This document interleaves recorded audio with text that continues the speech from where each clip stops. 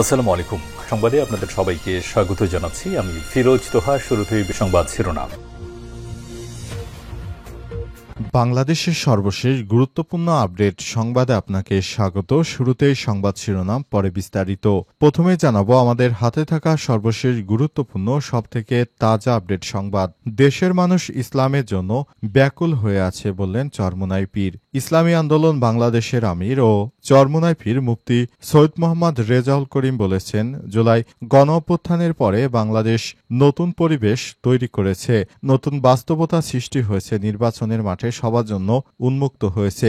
এমন পরিস্থিতিতে ইসলামী আন্দোলন ৩০০ আসনে বিজয়ের জন্য লড়াই করবে ইনশাআল্লাহ। সেজন্য সাংগঠনিকভাবে তারা প্রস্তুতি গ্রহণ করছে। এরপর জানাবো শহীদুল আলমের মুক্তির দাবিতে জবি শিক্ষার্থীদের বিক্ষোভ। Freedom flotilla coalition FFC Gaza অভিমুখী নৌযান থেকে ইসরায়েলি বাহিনীর হাতে বাংলাদেশি আলোকচিত্র শিল্পী ও লেখক শহীদুল আলমের অপহরণের প্রতিবাদে বিক্ষোভ মিছিল ও সমাবেশ করেছে জগন্নাথ বিশ্ববিদ্যালয়ের শিক্ষার্থীরা। এদিকে আগামী নির্বাচনে পোস্টাল ব্যালটের গোপনীয়তা অটুট থাকবে বললেন ফয়েজ আহমেদ। আগামী নির্বাচনে প্রবাসীরা পোস্টাল ব্যালটের মাধ্যমে ভোট দিবেন। পোস্টাল ব্যালটের গোপনীয়তা অটুট রাখা হবে বলে ভোটারদের আশ্বস্ত করেছেন প্রধান উপদেষ্টার বিশেষ সহকারী এবং ডাক, টেলিযোগাযোগ ও আইসিটি মন্ত্রণালয়ের দায়িত্বপ্রাপ্ত উপদেষ্টা ফয়েজ আহমেদ তৈয়ব। এবারে জানাবো ডেঙ্গুতে জবি শিক্ষার্থীর মৃত্যু। ডেঙ্গুতে আক্রান্ত হয়ে মারা গেছেন জগন্নাথ বিশ্ববিদ্যালয় জবির ইতিহাস বিভাগের শিক্ষার্থী সানজিদা ইসলাম। তিনি বিশ্ববিদ্যালয়ের ইতিহাস বিভাগের ১৪তম ব্যাচের ২০১৮-১৯ শিক্ষাবর্ষের শিক্ষার্থী ছিলেন। আজ ঢাকা মেডিকেল কলেজ ঢামেক হাসপাতালে চিকিৎসাধীন অবস্থায় তিনি শেষ নিঃশ্বাস ত্যাগ করেন। এবং সর্বশেষ জানাবো ওমানে সড়ক দুর্ঘটনায় ৭ বাংলাদেশি নিহত। ওমানে দুকুম সিডরা এলাকায় ভয়াবহ সড়ক দুর্ঘটনায় চট্টগ্রামের সন্দ্বীপের ৭ জন বাংলাদেশের মর্মান্তিক মৃত্যু হয়েছে। আজ এই দুর্ঘটনা ঘটে। নিহত সবাই সাগরে মাছ ধরে জীবিকা নির্বাহ করতেন বলে জানা গেছে। তাদের মধ্যে ৩ জনের পরিচয় পাওয়া গেছে, বাকিদের পরিচয় জানার চেষ্টা করা হচ্ছে। নিহত ৩ জন হলেন আমিন সওদাগর, পিতা আলী কব্বর, সেরং ওয়ার্ড নং ২ শরিকাইত ইউনিয়ন, আরজু, পিতা শহীদুল্লাহ ওয়ার্ড নং ৪ শরিকাইত ইউনিয়ন, রকি, পিতা ইব্রাহিম মেস্তরি, ওয়ার্ড ২ নং শরিকাইত ইউনিয়ন। প্রিয় দর্শক, এতক্ষণ শুনছিলেন সংবাদ শিরোনাম, এবারে বিস্তারিত। তবে তার আগে বন্ধুরা অনুরোধ থাকবে এই সংবাদটিতে একটি লাইক দিন।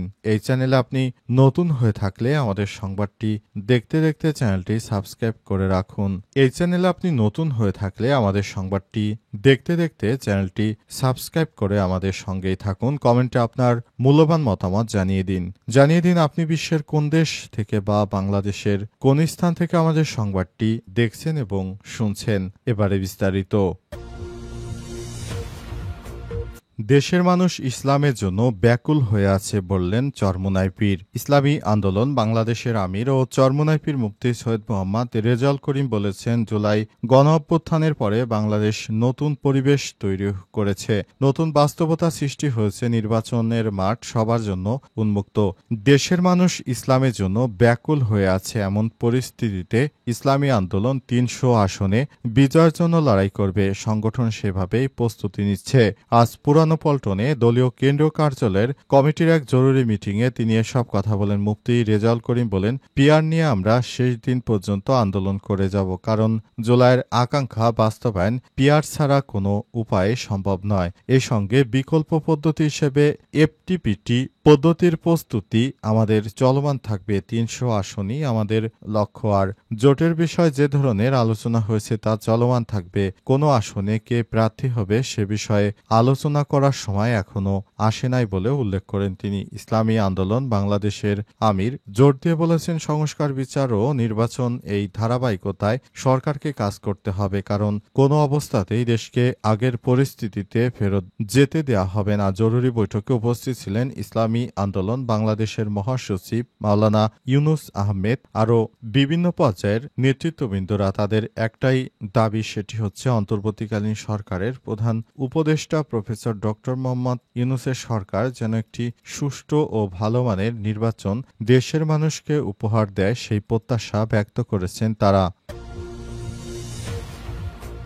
শহীদুল আলমের মুক্তির দাবিতে জবি শিক্ষার্থীদের বিক্ষোভ। Freedom flotilla coalition FFT Gaza অভিমুখী নৌযান থেকে ইসরায়েলের সন্ত্রাসী বাহিনী বাংলাদেশের বাসিন্দা শহীদুল হককে ধরে নিয়ে গেছে ইসরায়েলের সেনারা। এ অবস্থায় তার মুক্তির দাবিতে শিক্ষার্থীরা বিক্ষোভ মিছিল করেছেন। গাজা থেকে তিনি ফ্রিডম ফ্লোটিলা জাহাজে ছিলেন এবং সেখানে ফিলিস্তিনিদের জন্য ত্রাণ সহায়তা দেওয়ার জন্য তিনি যাচ্ছিলেন। তবে সেখান থেকে তাকে ধরে নিয়ে গেছে দখলদার বাহিনীর সেনারা। দখলদার বাহিনীর সেনারা এই লোকটিকে ধরে নিয়ে যাতে বাংলাদেশ সহ বিশ্বের বিভিন্ন রাষ্ট্র থেকে ক্ষুব্ধ প্রতিক্রিয়া জানানো হয়েছে। এজন্য বাংলাদেশের শিক্ষার্থীরা তার মুক্তির জন্য বিক্ষোভ করছে। তারা জানিয়েছে দখলদার বাহিনী মানবতা বিরোধী অপকর্ম করছে আর নিরীহ ফিলিস্তিনিদেরকে সহায়তা দিতে যাচ্ছিলেন বাংলাদেশের এই বীর যোদ্ধা শহীদুল ইসলাম, কিন্তু শেষ পর্যন্ত তাকে আর রক্ষা করেনি। এই দখলদার বাহিনীরা তাকে আটক করে নিয়ে গেছে। আজ সর্বশেষ একটি ছবিতে দেখা গেছে তিনি ফ্রিডম ফ্লোটিলা জাহাজে তার সঙ্গে আরও ইউরোপের অনেক মানবাধিকার কর্মীকে ধরে নিয়ে যাচ্ছে এই দখলদার বাহিনীর সেনারা। তাই তাকে মুক্ত করার জন্য সরকারের অবশ্যই জাতিসংঘকে চাপ দেওয়া উচিত এমনটাই মনে করা হচ্ছে এবং তাকে যেন ছেড়ে দেয়া হয় সেই বিষয়ে সরকার যেন দ্রুত পদক্ষেপ গ্রহণ করে এই বিষয়টি সরকারের করা উচিত।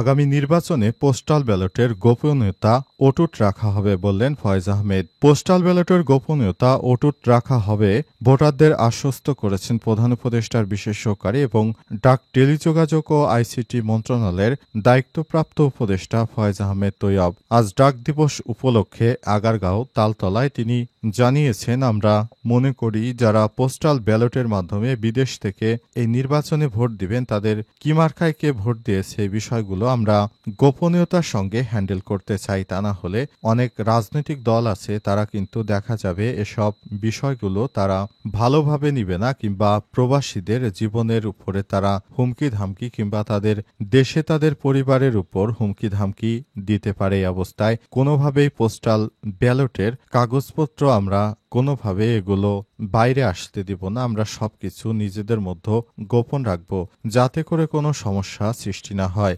বিশেষ করে যারা বর্তমান প্রবাসী রয়েছেন তারা একটি অ্যাপের মাধ্যমে রেজিস্ট্রেশন করবেন এবং সেখান থেকে আপনার নাম ঠিকানা দিবেন, মোবাইল নম্বর দিবেন, তাহলে আপনি বর্তমান বিদেশের যেখানেই থাকেন না কেন আপনার অ্যাড্রেসে পোস্ট অফিসের মাধ্যমে একটি ব্যালট পেপার পৌঁছে যাবে। তখন আপনি আপনার পছন্দের প্রতীকে ভোট দিয়ে আপনি ওই ব্যালটটি আবার পোস্টাল কোর্টের মাধ্যমে আপনি ওই নির্দিষ্ট ঠিকানায় পৌঁছে দেবেন। এভাবে প্রবাসীরা ভোট দিতে পারবে। এই বিষয়টি অন্তর্বর্তীকালীন সরকারের প্রধান উপদেষ্টা প্রফেসর ডক্টর মোহাম্মদ ইউনূসের সরকার প্রথমভাবে চালু করেছে।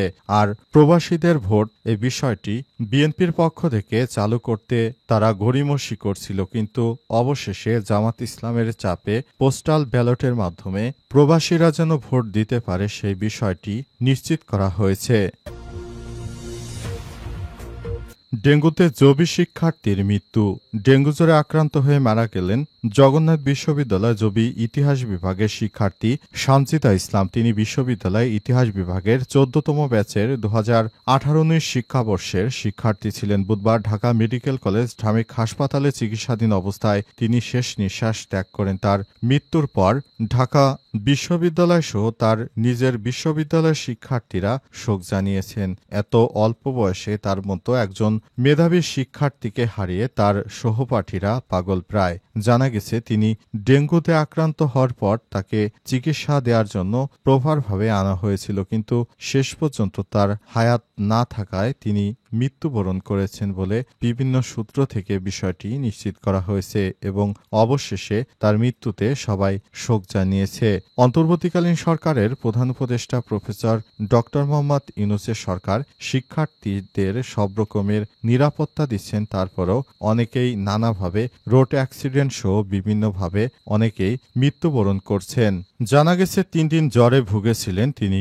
অবস্থার অবনতি হলে স্থায়ীভাবে চিকিৎসা নেন। পরে তাকে আরও তার অবস্থার অবনতি হলে ঢাকা মেডিকেল কলেজ হাসপাতালে ভর্তি করা হয়। তার মৃত্যুতে জগন্নাথ বিশ্ববিদ্যালয় প্রশাসন গভীর শোক প্রকাশ করেছেন।